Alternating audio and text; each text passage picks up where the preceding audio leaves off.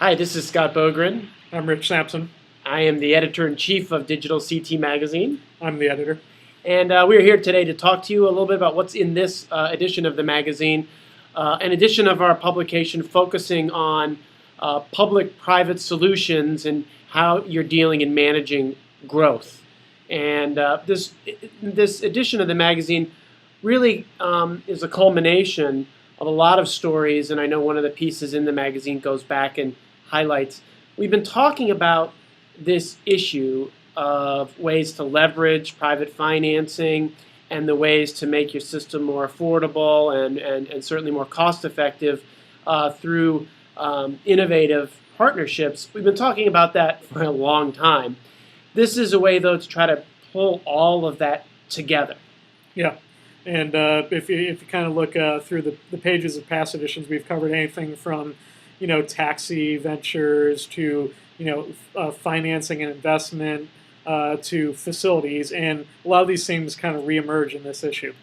Yeah, so we'll take you through the edition and hopefully kind of give you a guide here on what we were doing and some of our thought processes on putting it together so you can get the most out of it. We have two commentary pieces that I really would recommend up front. One from Jim McClary, who we have talked about in the past as a guy who has a lot of private sector experience, but also has worked in the public transit arena.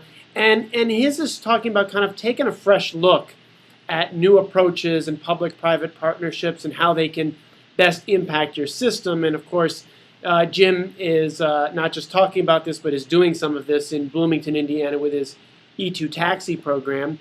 The other commentary is a really important one from our executive director, Dale Marsico, talking about, and really it's an analysis of the environment in which transit is working right now. So it's talking about the significant growth in the demand for transit, and the growth we know is still coming. At the same time, the political situation that is limiting federal investment. And this commentary starts to put those two pieces together and come out with ways in which transit systems, leaders, advocates need to find new approaches. And the story culminates with a discussion of some of the special tools that the association, CTAA, who publishes the magazine, will be announcing, kind of a sneak peek on some of these financial and other tools that we'll be announcing to help transit systems do what you see in a lot of these stories. So those are kind of the two commentary pieces that that launch us into the piece. Rich, why don't you talk about some of the features? Sure. Well, we profile a few systems across the country and some of the work they're doing. One of the ones I wrote was in the Cache Valley in Logan, Utah, kind of the northeast side of Utah, and then it kind of reaches up into Idaho, and how they work with Salt Lake Express to provide connections not just down to Salt Lake City and the airport and the transit system down there, but also elsewhere in northeastern Utah and also into Idaho. So kind of a collaboration between an inner city carrier and a local transit system who actually serves as their local ticketing and kind of contact, Right, and that really does, something we've talked about a lot in the magazine, regional approaches. Well, that's systems are wondering, well, how do I do that? Well, here's a public agency that's looked to partner with a private inner-city bus carrier to do that. Another one, not too far from that, another one of our features is in the southern Nevada area, in and around Las Vegas, and the urban operator there, the Regional Transit Commission, which is developing a way to bring travel demand management tools like van pools and working directly with private employers to boost transit ridership and boost transit's image in the community, and as well has a lot of discussion in there, even again about inner city type services in not only southern Nevada, but how they're starting to work with ways to get folks from Southern California in and around. And it's really, and it leads into another one of our pieces that Rich wrote on rail stuff.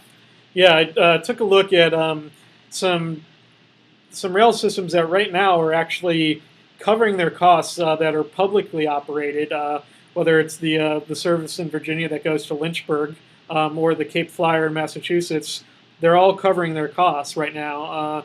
And it kind of sets a stage for whether private entities might be interested in getting back into the passenger rail game, whether it's high-speed rail or higher frequency rail service. And we look at some of the projects in Florida or California and Texas that might be setting the stage coming up down the road here. So. And what about the Pennsylvania piece we have, Rich? Well, in Pennsylvania, there's a new law, relatively new law, that allows Pennsylvania public entities to establish public-private partnerships to do things like facilities or capital expenses. And in Harrisburg, they're looking to that type of solution to build a new transit facility because their current one is a little outdated. So they're using both that law and the TIFIA program at the federal level to attract some investment that would have been harder to come by using existing sources. These are some of the stories that you'll find in this edition, and I think if you've taken the time to watch this video, you should definitely be following on the theme that we've built this, which is it's the mentality, it's the ideas behind these things. You may or may not be able to have that tool in Pennsylvania at your disposal, but it's the ideas of looking for these types of partnerships, that these are a means to an end, is really what we're trying to communicate in this edition of the magazine. And one other little featurette that I wanted to point all of our readers to, Rich and I, in both Kentucky and West Virginia in the last month, conducted kind of a field hearing almost on MAP 21 reauthorization, which is now 13 months away from reaching the end of its life cycle. And the discussion is starting. And we've started to ask people three basic questions, which is, what absolutely do you have to have in the next reauthorization? What would you like to see?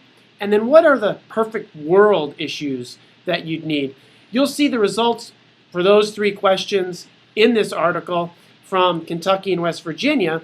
And I encourage you to send to either Rich or I your thoughts on where your ideas would fit into those three pots. We're going to be really working on conducting those kinds of hearings around the country this fall. And so in the next subsequent editions of DigitalCT, you'll see new information dropped into that same format. And by the end of this, hopefully by the end of the calendar year 2013, we should have a really good feel for where people stand by having asked you, providers, our members, our readers, what you think. So I hope you'll take some of your time to answer that question and tell us what you think. And thanks again for being a reader of DigitalCT magazine. We do very much appreciate it. If you have any comments, questions, concerns, suggestions, I'll give you my email address. It's Bogren, B-O-G-R-E-N, @ctaa.org. And mine is Sampson, S-A-M-P-S-O-N, @ctaa.org. Just let us know what you think. We're always looking for new ideas or help. So we appreciate it again, and have a great day.